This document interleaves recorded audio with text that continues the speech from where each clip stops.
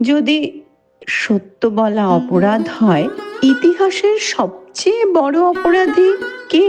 যদি ধর্মের নামে একজন নিরপরাধ মানুষকে মৃত্যুর দিকে ঠেলে দেওয়া হয়, সেটা কি ধর্ম নাকি অন্ধকার? যেখানে আগুনে শুধু চিতা জ্বলতো না, জ্বলতো স্বপ্ন, জ্বলতো স্বাধীনতা, জ্বলতো একজন নারীর বেঁচে থাকার অধিকার। যেখানে প্রশ্ন করা ছিল বিদ্রোহ আর যুক্তি ছিল সবচেয়ে ভয়ঙ্কর অস্ত্র, তখনই এক মানুষ ঘোষণা করলেন, সত্য কখনো অন্ধবিশ্বাসের কাছে মাথা নত করে না। তিনি ছিলেন রাজা রামমোহন রায়, যিনি ধর্মের নামে ছড়িয়ে থাকা মিথ্যা, কুসংস্কার এবং অমানবিকতার বিরুদ্ধে বিদ্রোহ করেছিলেন। সতীদাহ প্রথার বিরুদ্ধে তাঁর সংগ্রাম, ধর্মের নামে ছড়িয়ে থাকা কুসংস্কারের বিরুদ্ধে তাঁর বিদ্রোহ, নারীর অধিকার, আধুনিক শিক্ষা, সংবাদপত্রের স্বাধীনতা এবং মানবতার পক্ষে তাঁর নির্ভীক লড়াই, যিনি প্রমাণ করেছিলেন মানবতাই সর্বশ্রেষ্ঠ ধর্ম। তার কলমের শক্তি, তার যুক্তির আগুন এবং তার নির্ভীক সংগ্রাম বদলে দিয়েছিল পুরো বাংলার ভবিষ্যৎ, জাগিয়ে তুলেছিল এক নতুন বাংলা। এটি এমন এক পথ তৈরি করেছিল যার আলোয় পরবর্তীকালে এগিয়ে এসেছিলেন ঈশ্বরচন্দ্র বিদ্যাসাগর, বঙ্কিমচন্দ্র চট্টোপাধ্যায়, রবীন্দ্রনাথ ঠাকুর, স্বামী বিবেকানন্দের মতো মহান ব্যক্তিত্ব।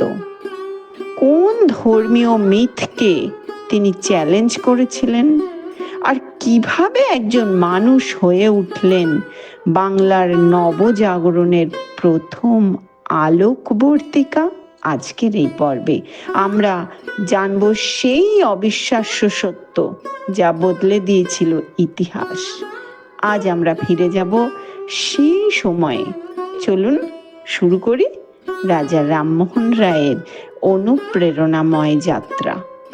কিভাবে তার সাহস আজও আমাদের ইতিহাসের সবচেয়ে উজ্জ্বল আলো। ফিরে যাই সেই বাংলায়, যেখানে একজন মানুষ পুরো জাতিকে জাগিয়ে তুলেছিলেন। বাংলার বিবর্তনের গল্প আপনারা আমার বিগত বেশ কিছু ভিডিওতে দেখেছেন। একটি সমাজ কিভাবে বদলেছে, কিভাবে অন্ধকার ভেদ করে জন্ম নিয়েছে নতুন চিন্তা, আর কিভাবে সেই পরিবর্তনের পথ ধরেই এগিয়েছে বাংলার নবজাগরণ। কিন্তু প্রতিটি বিপ্লবেরই একটি সূচনা থাকে। আজ আমরা ফিরে যাচ্ছি সেই সূচনার কাছেই। আজ আমাদের গন্তব্য হুগলি জেলার খানাকুল। এই মাটিতেই জন্ম নিয়েছিলেন এমন এক মানুষ, যিনি শুধু একটি সমাজকে নয়, একটি জাতির চিন্তাধারাকেই বদলে দিয়েছেন, রাজা রামমোহন রায়। আজ আপনাদের দেখাবো তার জন্মভিটে, তার পরবর্তী বাসস্থান আর সেই নিঃশব্দ পথগুলো যেখানে একদিন হেঁটেছিলেন বাংলার নবজাগরণের প্রথম অগ্রদূত। আর সেই সঙ্গে শুনবো এমন সব ইতিহাস যেগুলো শুধু অতীত নয়, আজও বাংলার পরিচয় বহন করে।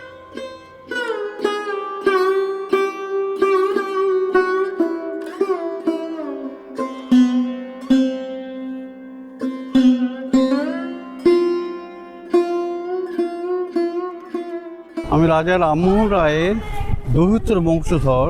আমার নাম নিত্যব্রত মুখোপাধ্যায়। আমার রামমোহনের জ্যেষ্ঠ পুত্র চন্দ্রজ্যোতির বংশধর। হ্যাঁ, আর এইটা হচ্ছে রাজা রামমোহন রায়ের বাবা রামকান্ত রায়, তার আদি বাস্তুভিটে আমরা যেখানে দাঁড়িয়ে আছি। এখানে রামমোহন জন্মগ্রহণ করেছিলেন। এই গেট দিয়ে ঢুকে বাঁ দিকের শ্বেতপাথরে বেদিয়ে আছে, ওপরে ছোট্ট মন্দিরে রাখার একটি সেট করা আছে। ওইখানটি তিনি জন্মেছিলেন। মাতৃগর্ভ থেকে মাটিতে উনি ভূমিষ্ঠ হয়েছিলেন। তা সেই সময়ের বাড়িটা নষ্ট হয়ে যাওয়ার পর নতুন করে আবার এই রামমোহনের স্মৃতি মন্দিরটা নির্মিত হয়েছে। আমাদের পূর্বপুরুষরা একটা কমিটি করেছিলেন। রবীন্দ্রনাথ সভাপতি হয়েছিলেন, কবি সত্যনাথ কোষাধ্যক্ষ হয়েছিলেন, আর স্যার যতীন বসু কলকাতা হাইকোর্টের সলিসিটার, রাধানগরেরই প্রখ্যাত বসুপুরের সন্তান জমিদার বাড়ির ছেলে, তিনি এই কমিটির সম্পাদক হয়েছিলেন। রবিটাকে নকশা আঁকলেন আমার স্মৃতি মন্দির কীরকম হবে। মন্দির, মসজিদ, গির্জা, তিনটি ধর্মের শিখর বিশিষ্ট। তা মন্দির হিন্দু, মুসলিম, খ্রিস্টান। তা মন্দির মসজিদটি হলো, গির্জাটি অর্থাভাবে হলো না। এর জন্য প্ল্যাটফর্ম তৈরি হয়ে গেল, কিন্তু পয়সা করে আর নেই কমিটির হাতে, ফলে গির্জার স্ট্রাকচারটা উঠতে পারলো না। তাই এই যে সামনে রামমোহনের যে স্মৃতি মন্দির, এই যে সম্মুখে মেমোরিয়াল হল, এর সোজা একটি গেট আছে। ওই গেটের বাইরে সেই প্ল্যাটফর্মটা তৈরি করা আছে গির্জার, কিন্তু গির্জার অর্থভাবে হয়নি। আর এইটা আচ্ছা। আপনি বললেন এদিকে হ্যাঁ, এই যে এইটা হচ্ছে স্মৃতি এই মন্দিরটা। স্মৃতি মন্দিরটার কথাই বলুন। এইটা হচ্ছে তার জন্মস্থান, বার্থ প্লেস। এইখানটাই মনে হয় জন্ম হয়েছে। হ্যাঁ, এখানে ভূমিষ্ঠ হয়েছিলেন উনি। মাতৃগর্ভ থেকে এই মাটিতেই ভূমিষ্ঠ হয়েছিলেন। তখনকার দিনে মাটিতে যেরকম এই জায়গায়, হতো আর কি, এই জায়গায় আর কি। মানে হ্যাঁ। আঁতুড়ঘর যেরকম হতো হ্যাঁ, আর কি। তখনকার দিনে রাজবাড়ির মূল বাড়ি থেকে আঁতুঘরটা দূরে থাকতো, সুতিকা গৃহ একটু দূরে থাকতো। তাই সুতিকা গৃহটি দূরেই ছিল, মূল বাড়ি থেকে একটু পৃথক ছিল। তাই এখানে উনি জন্মেছিলেন এই মাটিতে, তার মানে এই জায়গার উপরেই ভূমিষ্ঠ হয়েছিলেন আর কি। হ্যাঁ, এই জায়গাতে। তা এবং সেখানে একটা এবং এই আঁতুঘর, জায়গাটা কিন্তু জেমস লং কর্তৃক হ্যাঁ, বলছি চিহ্নিত। আপনাকে হয়ে গেল কি, পরবর্তীকালে রেভারেন্ড জেমস লং হ্যাঁ রামমোহনকে এত বেশি ভালোবাসতেন, তিনি শুধু কলকাতা থেকে, তখন জলপথ ছিল একমাত্র যোগাযোগের পথ। ওই পথে উনি এলেন, রাধানগরে এসে আমাদের রায়বংশেরই বয়স্ক ব্যক্তিদের সঙ্গে নিয়ে এই জায়গাটা চিহ্নিত করে গেছেন, বয়বৃদ্ধ ব্যক্তিদের সঙ্গে নিয়ে এই জায়গাটি চিহ্নিত করে গেছেন। আর ওই গেটটার বাইরেই আর একটা গেট আছে, ওইটা হচ্ছে রামমোহন লাইব্রেরি। হ্যাঁ, বাঁ দিকে, আর ডান দিকে হচ্ছে রামমোহন সমাধি মন্দির রেপ্লিকা। ইংল্যান্ডে তিনি তো মারা গেছেন, ব্রিস্টল শহরে ছিলেন, সেখানে তিনি দেহত্যাগ করার পর 1833 খ্রিস্টাব্দে 1830 গেছিলেন, 1833 তিনি দেহত্যাগ করেছিলেন। আর 1815 কলকাতা গেছিলেন। 1815 কলকাতা, 1830 ইংল্যান্ড, 1833 ইংল্যান্ডে মহাপ্রয়াণ। ইংল্যান্ডে তার মহাপ্রয়াণের পর ব্রিটিশরা তাকে ইংরেজদের, খ্রিস্টানদের যে কবরস্থল স্টেপলটন গ্রোভ, সেখানে আমাকে সমাধিস্থ করেছিলেন। তার 10 বছর পর প্রিন্স দাগা ঠাকুরকে ভারতবর্ষের তরফ থেকে প্রতিনিধিত্ব করতে পাঠানো হয়। বলা হলো রামমোহনের মৃত্যুতে ভারতবর্ষ বটেই, তার পৃথিবী মস্ত ক্ষতি হয়ে গেল, আপনাদের শীতরক্ষার ব্যবস্থা ইংল্যান্ডে গিয়ে করুন। তাকে 10,000 টাকা চাঁদা সংগ্রহ করে দেওয়া হয়েছিল। তিনি ইংল্যান্ডে গিয়েছিলেন, গিয়ে তিনি রামমোহনের জীবনের শেষ ইচ্ছা তিনি প্রকাশ করে বলে গিয়েছিলেন। রামমোহন সেটা হচ্ছে এই যে আমার মৃত্যুর পর ইংল্যান্ডে তোমরা 1 খণ্ড জমি কিনো আমার নামে, সেখানে আমাকে সমাধিস্থ করো।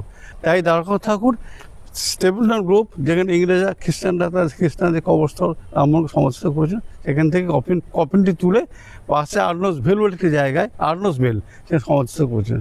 আর সেখানে হিন্দু মন্দিরের আকারে একটি মন্দির নির্মাণ করলেন, চূড়া বিশিষ্ট মন্দির। আর মন্দিরের গায়ে লিখে দিলেন, বিনিথ দিস টেম্পল লাইড রাজা রামমোহন রায় বাহাদুর। সাহিত্য আছেন Raja Rammohan Roy Bahadur, was born in India, West Bengal, Hooghly district at Rajnagar. এই সম্বন্ধের মধ্যে সাহিত্য আছেন। রাজা রামমোহন রায় বাহাদুর জন্ম ভারতবর্ষের পশ্চিম বাংলার হুগলি জেলা রাধানগর গ্রামে এটা উনি জন্মগ্রহণ করেছিলেন। আর ভিতরে আসুন।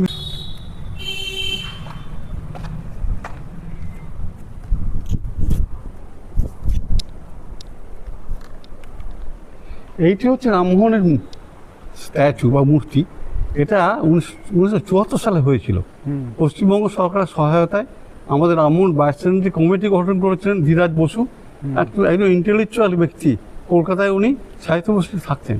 তা আমরা ধীরাজবাবুকে বললাম, উনি বিবেকানন্দ বাইসেন্টারি করেছেন, বিবেকানন্দ স্ট্যাচু করেছেন, কলকাতায় বসিয়েছেন স্ট্যাচু।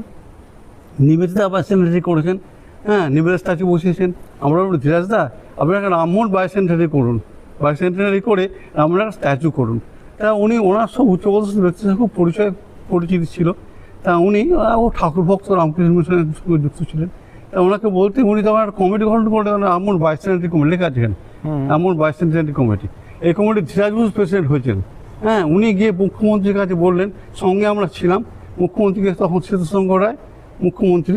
হ্যাঁ, আমরা ওনাকে ডাকনামে একটু ডাকতাম, সব ঘনিষ্ঠ পরিচয় আমাদের ছিল। ওনাকে বলতে যে, মানুদা আপনি একটা রামমোহন স্ট্যাচুর ব্যবস্থা করে দিন না। আর ধীরাজবাবু বললেন যে, ডিয়ার চিফ মিনিস্টার, আপনার কাছে আমার অনুরোধ, আপনি একটা রামমোহন স্ট্যাচু নেই রামমোহন মেমোরিয়ালে, দর্শকরা আসেন, তারা সমালোচনা করে কিছু দেখতে পান না। ঠিক আছে, আমি একটা স্ট্যাচু দিচ্ছি। কাকে দিয়ে করাবেন আপনারা? আমরা বললাম, কাকে দিয়ে করালে ভালো হয় আপনি বলুন না। বললেন যে ঠিক আছে, কেসি পালকি দিয়ে করাও। ঘূর্ণির বিখ্যাত বিখ্যাত ভাস্কর, তাকে ফোন করলেন, কেসি পাল রাজি হয়ে গেলেন। এই কেসি পালের তৈরি স্ট্যাচুটি, এই লেখা আছে এই যে কেসি পাল আর্টিসান কালচার, ঘূর্ণি, কৃষ্ণনগর, নদিয়া। বিখ্যাত ভাস্কর্য কেসি পালের তৈরি, রাষ্ট্রপতি পুরস্কার, রাষ্ট্রপতি পুরস্কার প্রাপ্ত ভাস্কর।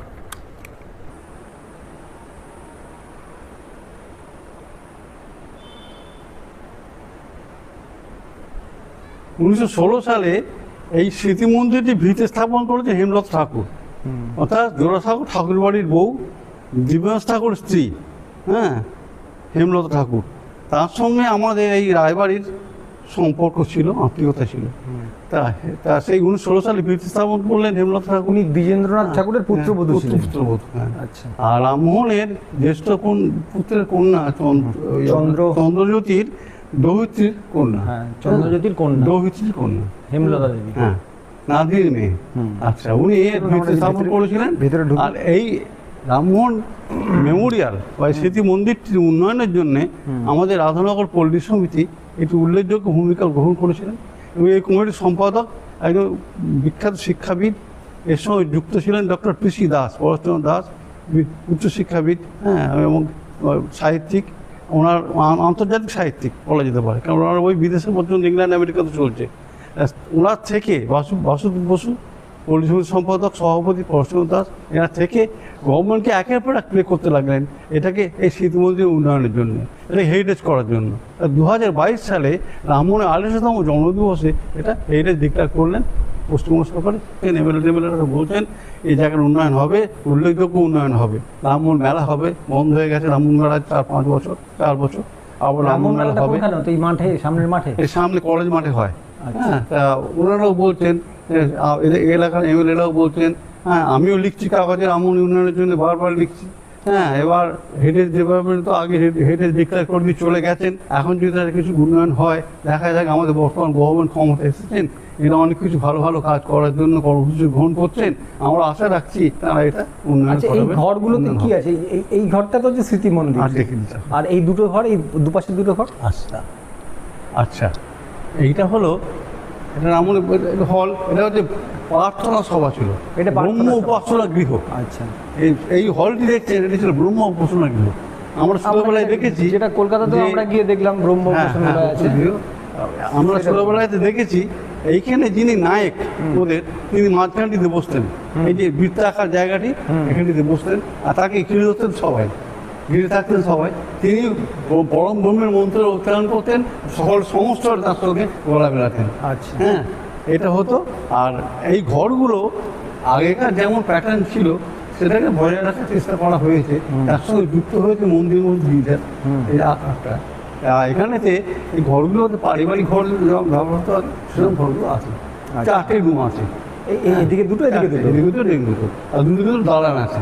হ্যাঁ, এই রয়েছে আর কি। হ্যাঁ, আর এই দেয়ার চিত্রগুলো আমি খুব চেষ্টা নিয়েছিলাম।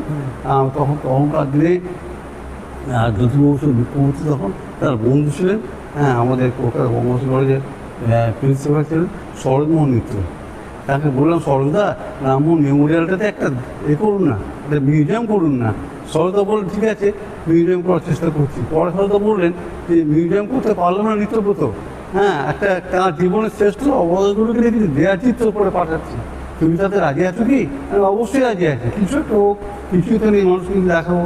সেই দেয়ার চিত্রগুলি তথ্য সংস্কৃতি দপ্তরের মাধ্যমে তৈরি করে সরোজমোহন মিত্র মশাই, হ্যাঁ, উচ্চশিক্ষা, হ্যাঁ, কলকাতা যে ব্রাহ্মণ লাইব্রেরি আছে তার সভাপতি উনি, ফ্রি রিডিং রুম ব্রাহ্মণ লাইব্রেরি, তার উনি সভাপতি, প্রেসিডেন্ট।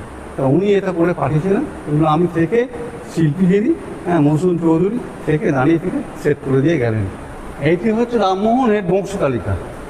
রামমোহনের পূর্বজরা কনৌজ থেকে এসেছিলেন, এটা কনৌজের ব্রাহ্মণ।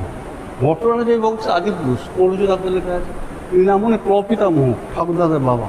উনি প্রথমে এখানে এসেছিলেন, নবাব ওনাকে পাঠিয়েছিলেন। উনি মুর্শিদাবাদ নবাবের দিওয়ান ছিলেন। মুর্শিদাবাদ নবাব তখন আজিম উসান, আওরঙ্গজেবের পুত্র আজিম উসান নবাব মুর্শিদাবাদ। উনি এখানে এসেছিলেন। আমাদের রাধানগর গ্রাম, এর পাশে এক গ্রাম আছে, মাঝে একটা নদী, তার এই নদীর নাম ছিল রত্নাকর, এখন নাম হয়েছে কানাদারকেশ্বর। এই নদীর বামকুলটি রাধানগর, ডানকুলটি কৃষ্ণনগর। এই কৃষ্ণনগর গ্রামে চৌধুরীদের জমিদারি বন্দোবস্ত করার জন্য নবাব ওনাকে পাঠিয়েছিলেন, কৃষ্ণেন্দ্র বন্দ্যোপাধ্যায়কে, রামমোহন কর্তব্য। উনি এখানে এসে জায়গাটি ভালো লেগেছিল, বাড়ি করেছিল। এটা ছিল অরিজিনালি বন্দ্যোপাধ্যায়, রায়নুবাদ নবাব দিয়েছিলেন। মানে খানাকুলে আসা হচ্ছে এই সূত্রে। এই সূত্রে এখানে এসে ওনার ওই গোপীনাথ মূর্তি আছে, গোপীনাথ মন্দির, গুপ্ত বৃন্দাবন বলা হয়, ভগবান শ্রীকৃষ্ণের গোপন লীলাভূমি। প্রভু এখানে এসেছিলেন, লীলা করে গেছেন। আর এইখানে যে বৃন্দাবনের 12টি গোপালের প্রথম গোপাল শ্রী অভিরাম গোস্বামী এখানে এসেছিলেন, গোপনে বৃন্দাবন থেকে এসেছিলেন, তাই এই জায়গার নাম গুপ্ত বৃন্দাবন। আচ্ছা, পাশে আছে রাধা বল্লভ মন্দির, 25 কুড়ি খান আমার ঠাকুর। যাদবেন্দ্র সিংহ রায় চৌধুরী নবাবের দেওয়ান ছিলেন, তিনি ওই প্রতিষ্ঠা করেছেন দাদা বল্লভ মন্দির মূর্তি তার আমলেই সব হয়েছে। তা সেইটি ওখানে আছে। এরপর অনেক ইতিহাস ঢুকে আছে, একটা বিস্তৃত বলতে গেলে আপনাদের খানাকুল থেকে আপনাদের কলকাতাতে আপনাদের বাড়ি কোথায়? এনাদের বাড়ি মানে রামমোহন আমার স্ট্রিটে একটা বাড়ি আছে, আমার স্ট্রিটের বাড়ি। উনি আর হচ্ছে মানিকতলা একটা বাড়ি আছে, মানিকতলা ডিসি অফিস হয়েছে। হ্যাঁ। আর কলকাতায় যে বাড়িটা আমার ছিল বাড়িটা, সেটা রামমোহন মিউজিয়াম হয়েছে। আচ্ছা, রামমোহন 1815 কলকাতায় গিয়ে অফিস ছিল, কাগজের অফিস হয়েছিল মাঝে। 1817 এই যে এই যে বাড়ি থেকে ত্যাজ্যপুত্র বিচার করলেন কী কারণে? কৌতুলিক সম্পর্কে রামমোহন যে বিরোধিতা করতে লাগলেন, বাবার সঙ্গে অকুলিত অশান্তি, বাবা সহ্য করতে পারলেন না, ছেলেকে ত্যাজ্যপুত্র এই বাড়িতে বিচার করলেন। এখান থেকে 1.5 কিলোমিটার দূরে রঘুনাথপুর গ্রাম, সেখানে 100 কিলোমিটার রামমোহন বাবু রামকান্তরা বাড়ি করেছেন। সেখানে গিয়ে আমরা আলাদা একটা বাড়ি দিকের পাশে করেছি, সেই বাড়িটা এখন আছে, ভাঙাচোর অবস্থা দাঁড়িয়ে আছে। রামমোহনে আম বাগান বলা হয়, রামমোহন বাবা দ্বিতীয় বাড়ি, রামকান্ত রায় দ্বিতীয় বাড়ি সেটা। আর প্রথম এখানে বসবাস করছিলেন, পরে এখান থেকে গিয়ে ওখানে বসবাস করেন। তো ওখানেতে একটা শ্বেতপাথরের বেদি আছে, সতীদাহ প্রথা, রামন বড় বৌদি, বড় ভাইয়ের নাম জগমোহন রায়, রামন ছিলেন মেজ, আর ছোট ভাইয়ের রামলোচন রায়।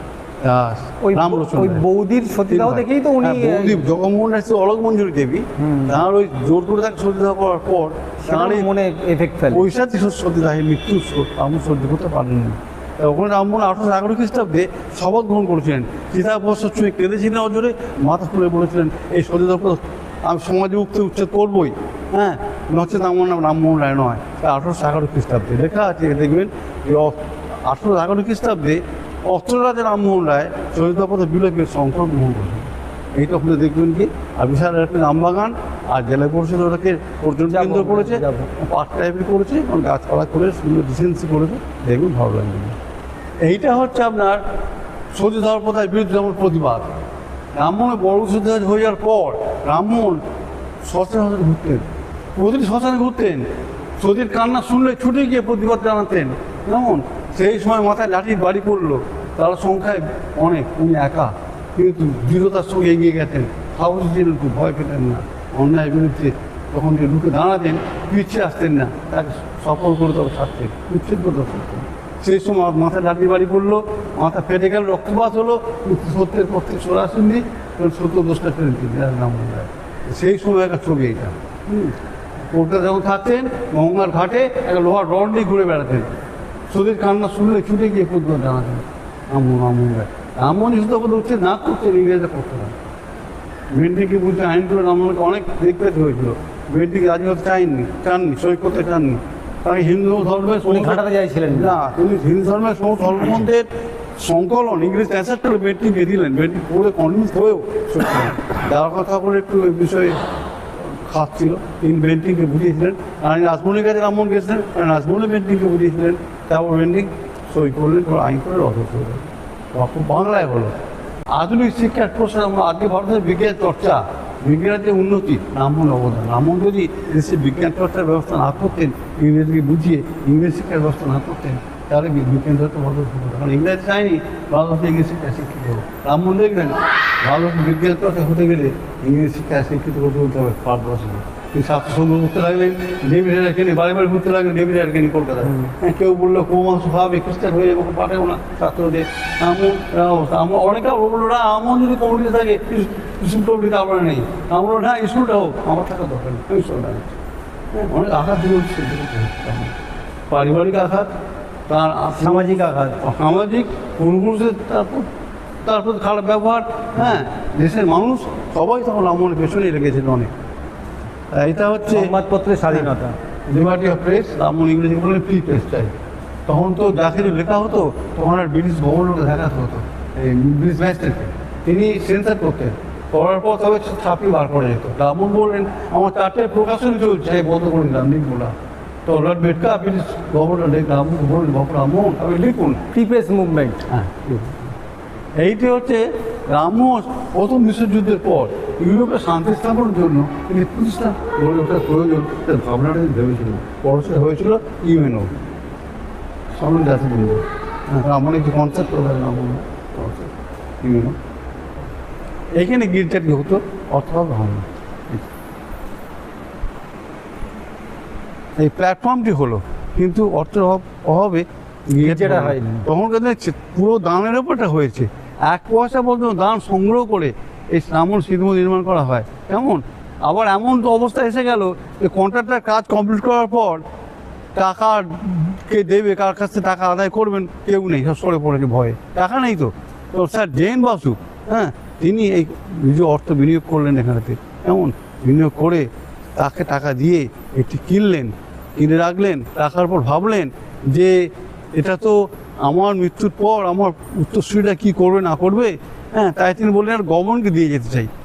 গভর্নমেন্ট থেকে বলতে জেলা পরিষদ, তখন জেলা board, district board, Hooghly district board, তখন ডিস্ট্রিক্ট বোর্ড ছিল সব কিছু হত্যাকর্তা জেলার। তার যে চেয়ারম্যান তারুণাথ মুখার্জি, উত্তরপাড়া জমিদার বাড়ির ছেলে, মুখার্জি বাড়ি, তারুণাথ মুখার্জি, প্যারিমোহন মুখার্জি তেমন আছেন, তার নাম প্যারিমোহন কলেজ আছে, ওই ফ্যামিলির ছেলে উনি। উনি বললেন কী করে নেবো এত টাকা দিয়ে, 1 লক্ষ টাকা দিয়ে নিতে পারবো না। উনি বললেন কিছু দিতে হবে না, আমি আরও 10,000 টাকা দিচ্ছি, তোমরা একটা রামমোহন নামের ব্রহ্ম উপাসনা করবে, হ্যাঁ, একটা রামমোহন লাইব্রেরি করবে, একটা গেস্ট হাউস করবে। আর এই হলটা রয়েছে আজ 77 সাল থেকে 50 বছরের ওপর নিজ খরচে আমি রক্ষণাবেক্ষণ করছি। সরকার থেকে হেরিটেজ হওয়ার পরে কিছু দিচ্ছে না, কিচ্ছু দেয়নি।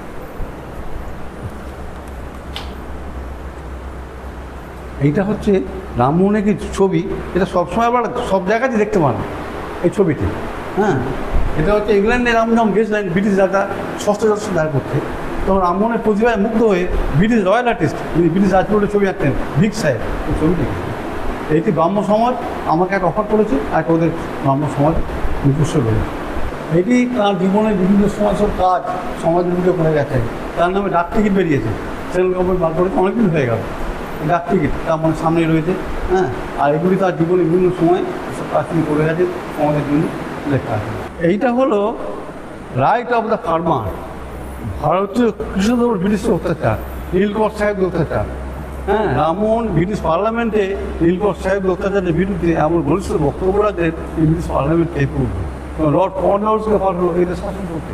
তিনি এখানে এসে কাশিতে নিয়ে বসে চুক্তি করলেন, কেন চিরস্থায়ী বন্দোবস্ত সদস্য নম্বরিত হয়েছে।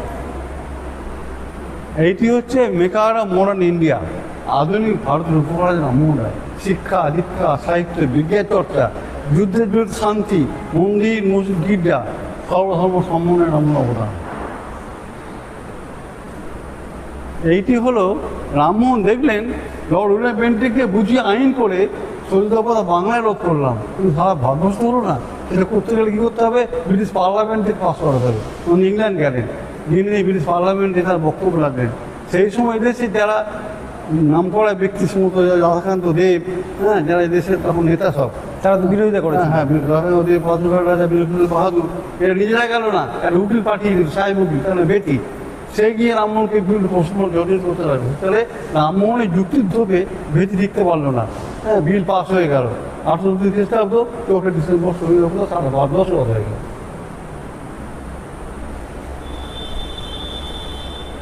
এইটা হচ্ছে রামমোহন ছিলেন একেশ্বরবাদী। তিনি উপনিষদের মূল মন্ত্র বললেন ওম তৎসৎ, পরমাত্মার নাম, পরমেশ্বর, জগতে আত্মা, পরমেশ্বর ভগবান, তিনি জনে জনে বিরাজিত হয়ে আছেন। তার বিলেত যাত্রা, এটা মেদিনীপুরের খেজুরিঘাট সমুদ্রের বন্দর। কেমন সেই সমুদ্র বন্দর নাম ইংল্যান্ড রওনা হলেন 1830 খ্রিস্টাব্দ, ইংল্যান্ড রওনা হলেন তিনি। হ্যাঁ, last journey father of India, Bharat প্রতিক্রিয়া অন্তিম যাত্রা। তিনি যে গিনার ফিরলেন না। 1833 কারাজয়তে মৃত্যু হলো, অশোকের মাথার যন্ত্রণা এবং হাই টেম্পারেচারে মৃত্যু হলো না। ব্রিটিশ ডাক্তার এসকালিন থেকে আরম্ভ কুমার হেয়ার কেউ তা সুস্থ করতে পারলেন না। এসকাল রামমোহন রাত্রি 2:30টার সময় চন্দ্রসমিত রাত্রি সেদিন ত্যাগ করলেন। মৃত্যুকালে তিনি ওম এই মন্ত্র উচ্চারণ করলেন। পরম ব্রহ্মের যে মূল মন্ত্র ওম, ব্রহ্মা বিষ্ণু মহেশ্বর, এক ভাষার মধ্যে রয়েছে। তিনি সেই উচ্চারণ করে ত্যাগ করেছেন, চোখ বুঝেছিলেন। ইংরেজ সাহেবরা বললেন যে পূর্বে সূর্য পশ্চিম অস্ত গেল, এবং তারা কাঁদতে লাগলেন ইংরেজ সাহেবরা, যে এত বড় একজন মানুষ, আর তাকে যখন কফিনে ঢোকাবার আগে দেহটাকে পরিষ্কার পরিচ্ছন্ন করে নেয়, খ্রিস্টানদের নিয়ম, মুসলিমদেরও তাই। তা সেই সময় দেখেন যে এক দুটো গলায় পরিচয় রয়েছে। ইংরেজরা ভাবতে পারেনি রামমোহন সেই হিন্দুত্বকে সারা জীবন গ্রহণ করেছিল। রামমোহন কত রকম হ্যাঁ সমাজের বুকে সারা পৃথিবী জুড়ে অন্যায়ের প্রতিবাদ করে গেছেন। তিনি যীশু খ্রিস্টের মতবাদের অপব্যাখ্যার বিরুদ্ধে হ্যাঁ, খ্রিস্টানদেরকে তিনি পত্র পত্রিকায় লিখতে লাগলেন এবং যীশু খ্রিস্টের যে মূল মতবাদ ওল্ড টেস্টামেন্ট যেটা, সেটা পড়ার জন্য হিব্রু ভাষা শিখলেন। সে কি হিব্রু ভাষায় পড়াশোনা করে কিছু কি করছো কি তোমরা? তুমি ইন্টালিজেন্স, তুমি কী করছো? পাপক্ষয় পত্র, হ্যাঁ, এটা কিনলে পরে সমস্ত পাপ ক্ষয় হয়ে যাবে, যিশুর কথা বলে গেছে, হতে পারে কখনো? এসব করলেন তিনি। ইউরোপে নিগ্রোদের বিক্রি করতো, হ্যাঁ, খ্রিস্টাস কোথা, তার বিরুদ্ধে প্রতিবাদ করলেন। মানবতা লঙ্ঘন হলে কোথাও তার তীব্র প্রতিবাদ এদেশ থেকে করে পাঠাতেন। প্রতিদিন কলকাতায় তিনি রাইস পোস্ট নিয়ে দাঁড়িয়ে থাকতেন বিদেশি ডাক্তার অপেক্ষায়, বিশ্বের কোথায় কী ঘটছে জানার জন্য, সঙ্গে সঙ্গে অন্যায় দেখলে প্রতিবাদ জানাতেন। হ্যাঁ, কিছু মাথায় ঢুকে গেলে আমেরিকানদের, তারা আদর্শ মানুষ করতে হবে, কী করে করা যাবে? হ্যাঁ, যেহেতু রুশো 18th সেঞ্চুরি, 8ম শতাব্দীতে বলেছিলেন, man was born free but every was man is intense. কিছু কিছু সব রয়েছে আপনারা যেমন আছেন। হ্যাঁ, আর গ্রামের দিকে আমাদের আছে এখান থেকে 2.5 কিলোমিটার দূরে, হ্যাঁ, রায় ফ্যামিলির সব, রামমণি বাবার ভাইয়ের বংশধররা সব, হ্যাঁ, রয়েছে। ঠিক, রামকান্ত রায়ের ভাইয়ের সব বংশধর। রামমণি বাবু রামকান্ত রায়ের 7 ভাই ছিলেন তো, রামকান্ত, রামকৃষ্ণ, রামহরি, গৌরহরি, বিষ্ণুহরি, রামরাম, হ্যাঁ, রাধামোহন, লক্ষ্মীমোহন করে 7 ভাই। 7 ভাই বংশধর বিভিন্ন জায়গায় ছড়িয়ে ছিটিয়ে রয়েছে। আমার কলকাতায় রিসদাতেও কিছু আছে, মাঝে মাঝে আসে।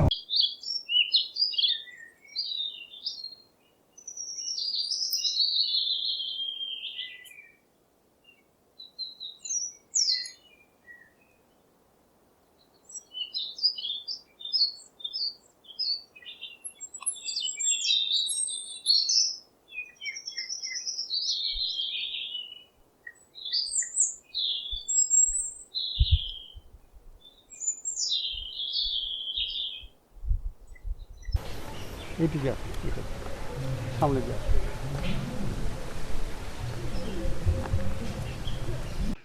এইটি হচ্ছে ঐতিহাসিক সতীদাহ শ্মশান।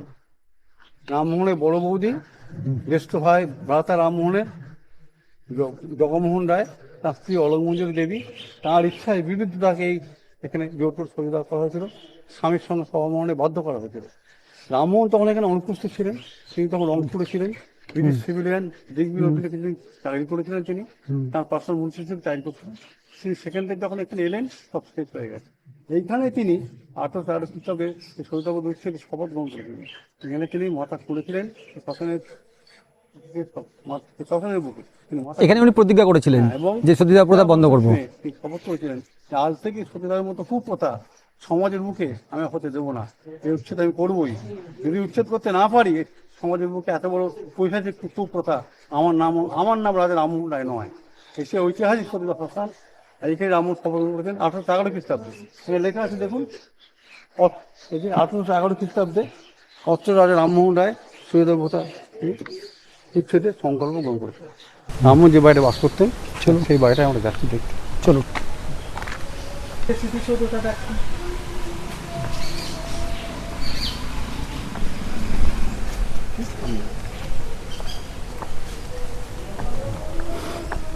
জায়গাটা কিন্তু খুব সুন্দর, রিসেন্সি করে সাজিয়ে সুন্দর করে সাজিয়ে জেলা পরিষদ করে, আর খুব প্রাচীন সব গাছ এখনো রয়ে গেছে, পুরোনো সব আম বাগান।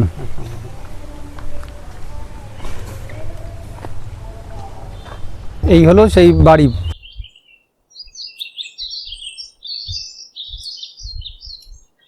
এটাও হেডের ডিক্লেয়ার হয়েছে।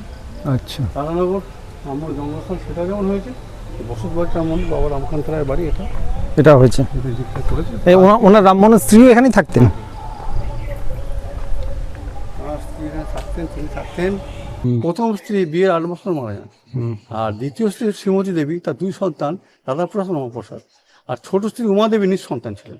আর তিনি এই বাড়িতে যখন চলে এলেন, রাধানগরের বাড়ি ত্যাগ করে বাবা রাজ্যপুত্র করার পর এখানে যখন চলে এলেন 1817 খ্রিস্টাব্দে, তখন তার ছোট ছিল নবপ্রসাদ রায়, যিনি কলকাতা হাইকোর্টে জাস্টিস হয়েছিলেন, বাঙালির মধ্যে প্রথম। তার জন্ম এই বাড়িতে হয়েছিল।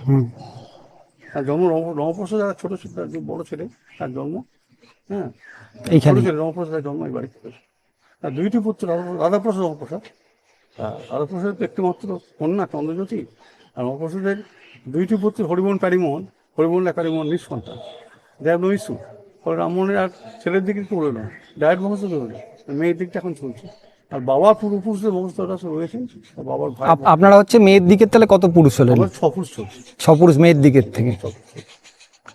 আর পাশে সতীদাহ ঘাট আছে একটা, আচ্ছা, ওইদিকে দেখাবো। অনেক সতীকে ওই পুকুরে স্নান করিয়ে লাল পেড়ে শাড়ি পরিয়ে জোর করে নিজের স্বামীর চেতে পুড়িয়ে মারা হতো। আর এরা সাধন মঞ্চ, রামমোহন এই জায়গায় বসে পূর্ব দিকে মুখ করে পরম ব্রহ্মের উপাসনা করতেন। আচ্ছা। এই সাধন মঞ্চ ঘরটি নেই, ঘরটি নষ্ট হয়ে গেছে।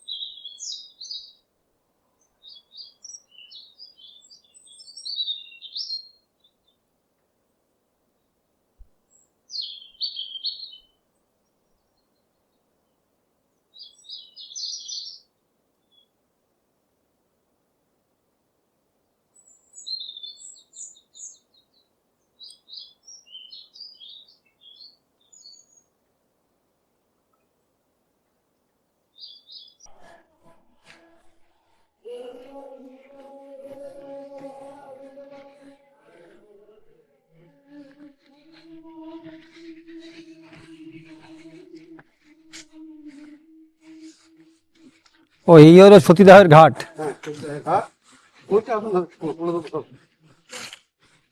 এই জায়গায় দাঁড়িয়েছিল বড় বৌদি, এখান থেকে জোর করে নিয়ে গেল।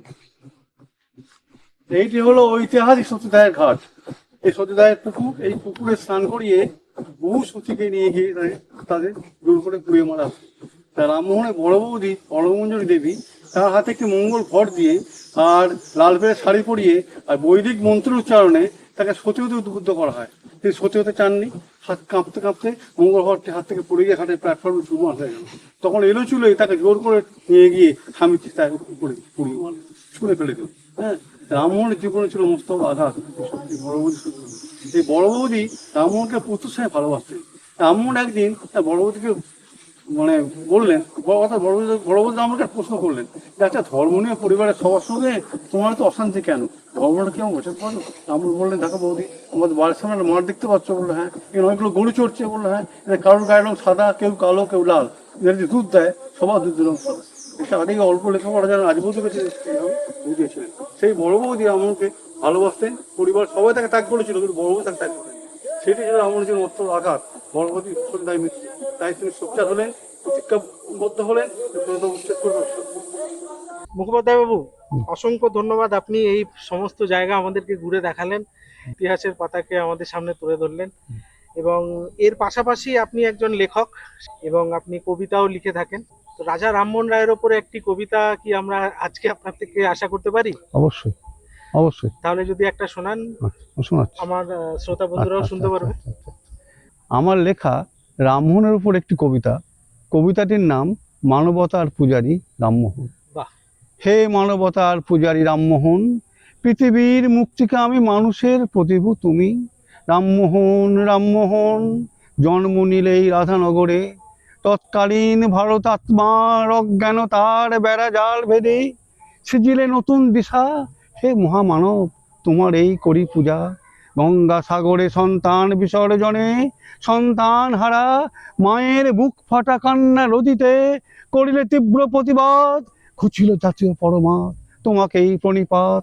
গীতা, বাইবেল, কোরআন করিলে পাঠ, শুনিয়া হিন্দুরা জানিল তোমায় হিন্দু সুপণ্ডিত, আর মুসলমানেরা জানিল মৌলবী। খ্রিস্টান জানিল তুমি খ্রিস্টান। বহু বিবাহ সতীদাহ উচ্ছেদিলে, আইন করিয়া কুপ্রথা করিলে দূর। বাজাইলে মানব বীণার তারে তারে নবীন সুর। উপকার হইল সবাকার, প্রবর্তিলে ইংরাজি শিক্ষা। পাশ্চাত্য সাহিত্য বিজ্ঞানে হইল ভারতবাসীর নবতম দীক্ষা। রামমোহন, রামমোহন, হে স্বাধীনতার অগ্রদূত, ভারতের নবজাগরণের পথিকৃৎ তুমি। আমরা ভারতীয়, তোমার উত্তর সুরি, শ্রদ্ধা বনত চিত্তে তোমায় প্রণমী। জয়তু রামমোহন। এবার চলুন আপনাদের নিয়ে যাই এই অঞ্চলের কয়েকটি অসাধারণ ঐতিহাসিক ও দর্শনীয় মন্দির। হুগলির খানাকুলের রাধাবল্লভ মন্দির বাংলার বৈষ্ণব ঐতিহ্যের এক উল্লেখযোগ্য নিদর্শন। ঐতিহাসিকভাবে এই মন্দিরের সঙ্গে অভিরাম গোস্বামীর শিষ্য পরম্পরা ও খানাকুলে বৈষ্ণব ধর্মের প্রসারের গভীর সম্পর্ক রয়েছে। প্রচলিত মতে এই অঞ্চলে রাধাবল্লভজিউর উপাসনা বৈষ্ণব ভক্তির আন্দোলনের প্রভাবে বিশেষভাবে বিকশিত হয়। মন্দিরটির প্রতিষ্ঠা ও পৃষ্ঠপোষকতায় স্থানীয় জমিদার ও বৈষ্ণব ভক্ত সমাজ গুরুত্বপূর্ণ ভূমিকা পালন করেছিলেন। পরবর্তী সময় মন্দিরটি ধর্মীয় ও সাংস্কৃতিক কেন্দ্র হিসেবে খ্যাতি লাভ করে। এর ঐতিহ্যবাহী স্থাপত্য ও ভক্তিময় পরিবেশ আজও দর্শনার্থীদের আকর্ষণ করে। প্রতি বছর দোলযাত্রা, ঝুলন যাত্রা ও রাস উৎসবে অসংখ্য ভক্তের সমাগমে মুখরিত হয়ে ওঠে এই পবিত্র স্থান। হুগলির খানাকুলে অবস্থিত গোপীনাথ মন্দির বাংলার বৈষ্ণব ঐতিহ্য ও প্রাচীন স্থাপত্যকলার এক গুরুত্বপূর্ণ নিদর্শন।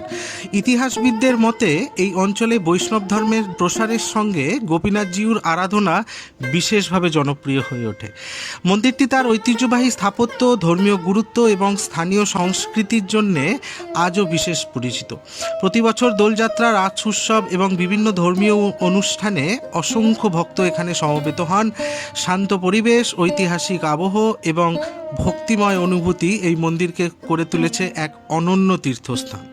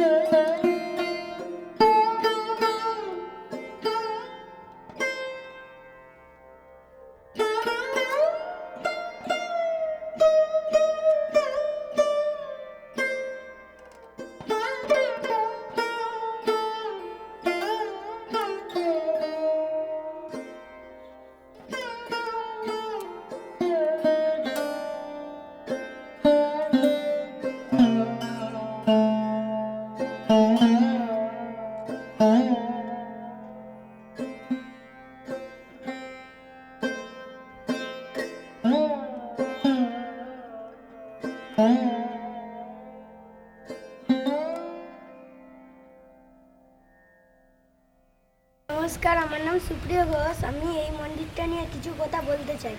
আমাদের পেছনে আছে এই মন্দিরটার নাম রাধাবল্লভ মন্দির। এখানে রাস হয়, রথ হয়, আরও অনেক কিছু মেলা হয়।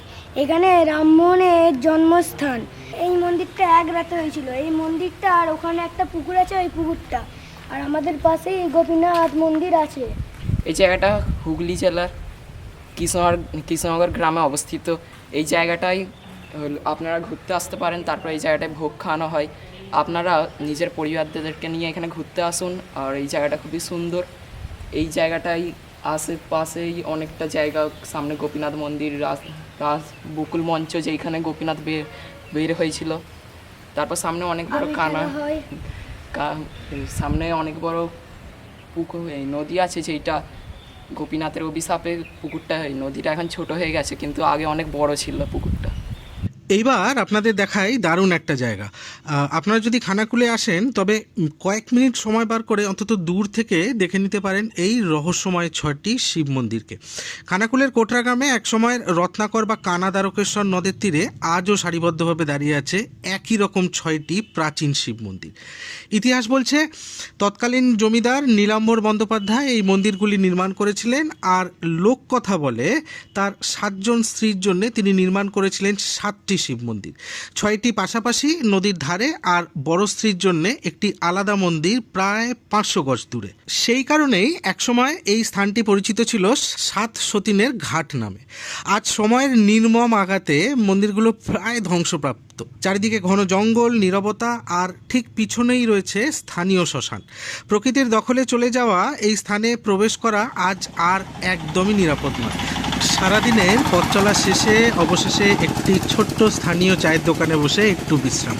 এক কাপ গরম চায়ের সাথে ক্যামেরায় ধরা পড়া আজকের প্রতিটি মুহূর্ত আর একবার চোখের সামনে ভেসে উঠল। আর কিছুক্ষণের মধ্যেই আমাদের সামনে অপেক্ষা করছে 3 ঘন্টার দীর্ঘ পথ বাড়ি ফেরার যাত্রা।